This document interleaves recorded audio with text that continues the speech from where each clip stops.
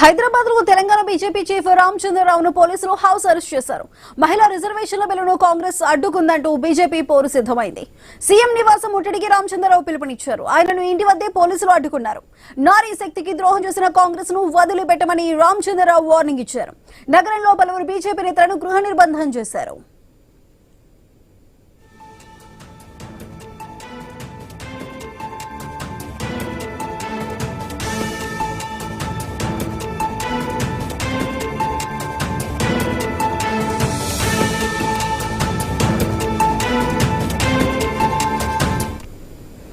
హైదరాబాద్ లో Telangana BJP chief రామచంద్రరావును పోలీసులు house arrest చేశారు. మహిళా రిజర్వేషన్ల బిల్లును కాంగ్రెస్ అడ్డుకుందంటూ బీజేపీ పోరుకు సిద్ధమైంది. సీఎం నివాసం ముట్టడికి రామచంద్రరావు పిలుపునిచ్చారు. ఆయనను ఇంటి వద్దే పోలీసులు అడ్డుకున్నారు. నారీ శక్తికి ద్రోహం చేసిన కాంగ్రెస్ ను వదిలిపెట్టమంటూ రామచంద్రరావు వార్నింగ్ ఇచ్చారు. నగరంలో పలువురు బీజేపీ నేతలను కూడా గృహ నిర్బంధం చేసినట్లు తెలుస్తోంది. అయితే దీనికి సంబంధించి పూర్తి సమాచారం మా ప్రతినిధి ఏవై స్వామి అందిస్తారు. స్వామి, చెప్పండి. కాంగ్రెస్ ఇటు మహిళా రిజర్వేషన్ బిల్లు అడ్డుకుందంటూ కూడా బీజేపీ పోరుకు సిద్ధమైంది. అదేవిధంగా బీజేపీ చీఫ్ రామచంద్రరావుని కూడా గృహ నిర్బంధం చేశారు.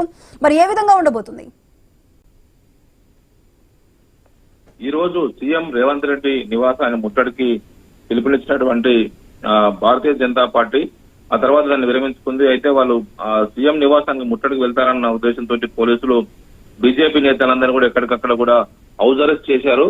ఇక తార్నాకలో రామచంద్రరావు నివాసంలో ఉదయమే పోలీసులు ఆయనను హౌస్ అరెస్ట్ చేసి బయటకు వెళ్లకుండా నిర్బంధించారు. దీంతో రామచంద్రరావు మండిపడుతూ ఉన్నారు. ఒకవైపు నిన్న మహిళా బిల్లు వచ్చిన సందర్భంగా ముఖ్యమంత్రి రేవంత్ రెడ్డి దక్షిణ ఉత్తర భారతదేశాల ఒక వ్యవహారం తీసుకువచ్చి దీన్ని పక్కదో పట్టించారు.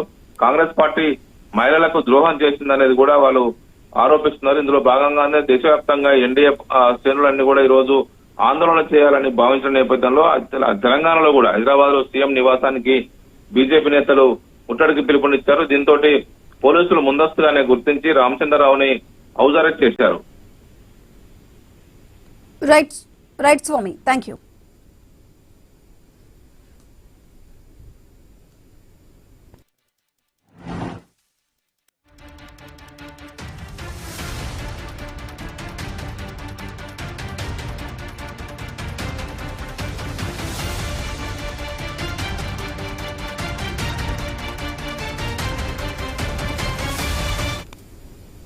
హైదరాబాద్ లో తెలంగాణ బీజేపీ చీఫ్ రామచంద్రరావును పోలీసులు హౌస్ అరెస్ట్ చేశారు.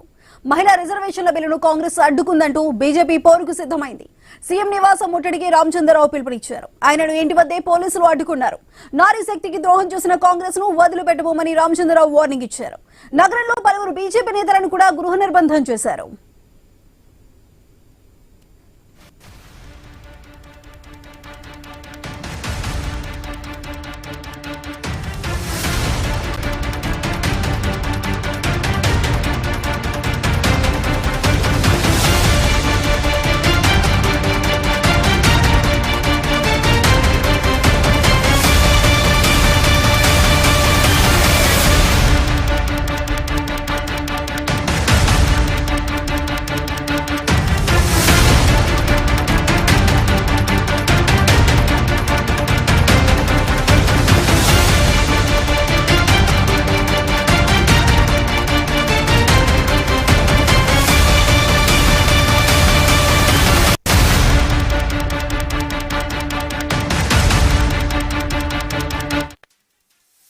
మహిళా రిజర్వేషన్ బిల్లును కాంగ్రెస్ అడ్డుకుందంటూ బీజేపీ పోరుకైతే సన్నద్ధమైంది.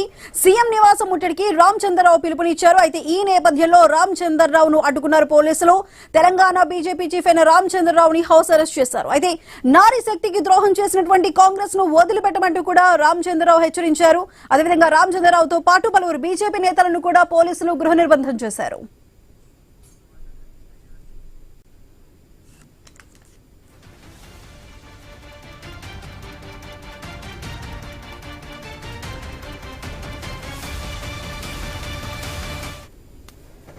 అది దీనికి సంబంధించి మనతో పాటు మాట్లాడడానికి బీజేపీ ఎమ్మెల్యే పైడి రాకేష్ రెడ్డి గారు మనతో అందుబాటులో ఉన్నారు. రాకేష్ రెడ్డి గారు, నమస్కారం అండి. హలో రాకేష్ గారు, వినిపిస్తుందండి? వినిపిస్తుందండి అడగండి, చెప్పండి. సో రాకేష్ గారు, ఇటు మహిళా రిజర్వేషన్ బిల్లును కాంగ్రెస్ అడ్డుకున్న నేపథ్యంలో ఇటు బీజేపీ పోరుకైతే సిద్ధమైంది. ఇటు సీఎం నివాసాన్ని ముట్టడించాలంటూ కూడా ఇటు టీబీజేపీ చీఫ్ అయిన రామచంద్రరావు ప్రయత్నించిన నేపథ్యంలో, ముట్టడికి వెళ్లబోతున్న నేపథ్యంలో పోలీసులు అడ్డుకొని హౌస్ అరెస్ట్ చేశారు. అదేవిధంగా బీజేపీలో ఇంకొంతమంది ముఖ్య నేతలను కూడా హౌస్ అరెస్ట్ చేసినట్లు తెలుస్తుంది. మరి దీనికి సంబంధించి మీరు ఏం చెప్తారండి? ఒకటి, నిన్న చరిత్రలో, భారతదేశ చరిత్రలో చీకటి అధ్యాయం. ఈ మహిళా వ్యతిరేక పార్టీ ఏదైతే కాంగ్రెస్ ఉందో, 65 ఏళ్లు ఢిల్లీ గద్దెనెక్కి కులికిన పార్టీ, మహిళల పట్ల అడుగడుగున అన్యాయం చేసిన పార్టీ, చివరికి భారతీయ జనతా పార్టీ నరేంద్ర మోడీ గారి నాయకత్వంలో ఈ రోజు మహిళలకు ఒక న్యాయమైన వాటా, ఇదేమో అన్యాయమైన వాట ఏం కాదు, ఆ వాటాని మహిళలకు ఇద్దామంటే అక్రమంగా కాంగ్రెస్ పార్టీ మహిళలకు ఇట్లాంటి హక్కులు రాకూడదని దుర్బుద్ధితో అడ్డుకున్నది. మరీ ముఖ్యంగా వాళ్ళ దృష్టిలో మహిళలంటే ఇందిరాగాంధీ, సోనియా గాంధీ, ప్రియాంక గాంధీ మాత్రమే. భారతదేశంలో ఉన్న సగం మంది మహిళలకు అన్యాయం చేసిన పార్టీ అది ప్రియాంక గాంధీ, రాహుల్ గాంధీ. ఈ రోజు పార్లమెంట్ లో చూసినాం వాళ్ళ నవ్వులు, వెకిలి నవ్వులు.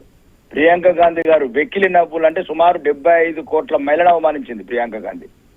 ఈ రోజు అట్లాంటి ఒక అన్యాయమైన చర్యను ప్రశ్నించడానికి భారతీయ జనతా పార్టీ మా అధ్యక్షుడి నాయకత్వంలో ప్రజాస్వామ్యయుతంగా మేము వెళ్ళి ముఖ్యమంత్రి గారికి వినతి పత్రం, దాంట్లో ఈయన కూడా రేవంత్ రెడ్డి కూడా భాగస్వామ్యమే కాబట్టి ఆ కుట్రలో ప్రధాన అంటే రాహుల్ గాంధీ, ప్రియాంక గాంధీ తర్వాత మూడో ముద్ద ఎవరు ఉన్నారంటే మహిళలకు అన్యాయం చేసిన దాంట్లో ఈ అనుముల రేవంత్ రెడ్డి తెలంగాణ ముఖ్యమంత్రి వస్తాడు. ఇది తెలంగాణ వ్యాప్తంగా మహిళలకు చేయాల్సిన అవసరం ఉన్నది. రేపు మీరు ఏ రకంగా సమాధానం చెప్తారు, గుణపాఠం చెప్తారు ఈ కాంగ్రెస్ అనేది మహిళలు నిర్ణయించుకోవాలా. కాబట్టి మేము ప్రజాస్వామ్యయుతంగా మహిళలకు జరిగిన అన్యాయాన్ని, ఆ చీకటి రోజుని ప్రశ్నించడానికి ప్రయత్నం చేస్తున్నాం ప్రజాస్వామ్యయుతంగా. రాకేష్ గారు, అయితే ఇప్పుడు ఇటు ప్రతిపక్ష పార్టీలు చెప్తున్నట్లు, ఇటు కాంగ్రెస్, ఇండి కూటమి కూడా చెబుతున్నట్టు మహిళల రిజర్వేషన్ కి సంబంధించి, రాజ్యాంగ సవరణకి సంబంధించి మాకు సంబంధమే లేదు, కావాలనే చేస్తున్నారంటూ కూడా చెప్తున్న సిచ్యువేషన్ ఉంది. మరి దానికి సంబంధించి ఏం చెప్తారండి? అదే క్లియర్ గా చెప్తున్నామండి. ఇప్పుడు మహిళల బిల్లును అడ్డుకోవడానికి వెళ్ళిన కుట్ర ఇది. ముందు నుంచి ములాయం సింగ్ యాదవ్ కావచ్చు, లాలూ ప్రసాద్ కావచ్చు, ఆ పార్టీలు మనం ముందు నుంచి మీరు చూడండి, అసహ్యకరమైన మాటలు మాట్లాడాడు ములాయం సింగ్ యాదవ్. అంత వికారంగా ఉన్న మహిళలు కూడా వస్తారు పార్లమెంట్ కి అన్నాడు. చరిత్ర మర్చిపోయిందా? అంటే పేదలు, దళితులు, బలహీనులు ఆ రకంగా కామెంట్ చేస్తే దళితులు, మధ్య సామాజిక వర్గము లేదా మహిళా సామాజిక వర్గం ఆలోచించాలా. ఈ దుర్మార్గమైన క్రియలో ఒక భాగస్వామైన రేవంత్ రెడ్డికి గుణపాఠం చెప్పాలంటే ఇంకా ఈ తెలంగాణలో ఉన్న మహిళలు నడుము కట్టాల్సిన అవసరం ఉంది. ఇప్పటికే మహిళలకు అన్యాయాలు, అన్ని రకాలుగా అన్యాయాలు చేసిన ముఖ్యమంత్రి మహిళా శక్తి అని పెట్టి మహిళకు 2500 రకరకాల మోసపు వాగ్దానాలు చేసి స్కూటీలు ఇస్తాను ప్రియాంక గాంధీ చెప్పి ఇప్పటికే అడుగడుగున తెలంగాణ మహిళలను అవమానించారు. ఈరోజు భారతదేశ మహిళలను అవమానించారు. నా ఉద్దేశంలో మహిళలు అంటే మాత్రం ఒక గాంధీ కుటుంబానికి చెందిన వాళ్ళని వాళ్ళు అనుకుంటున్నారు. కాబట్టి ఎట్టి పరిస్థితుల్లో కూడా ఈ కాంగ్రెస్ పార్టీ ఏదైతే ఉందో దీన్ని నిలదీస్తాము.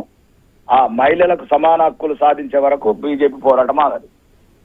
ఓకే అండి, థ్యాంక్ యూ రాకేష్ గారు, మీ విలువైన సమయాన్ని ఇచ్చినందుకు. థ్యాంక్ యూ సో మచ్ అండి.